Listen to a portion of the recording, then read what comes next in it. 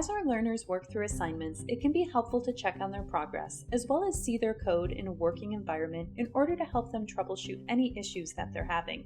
And we can do all of that from within RStudio Cloud. For this walkthrough, I've added myself as a learner to our data visualization workspace, which we can confirm by clicking on the Members tab. There are two ways to access learner work. One is to click on an individual's name from the Members tab. When we do this, we're taken to our learner's projects. In this case, our learner has only worked on assignment 1, but we can click into their work and see what they've created as well as run their code. It's important to note that when we open a learner's project in RStudio Cloud, we are not creating a separate copy of their work.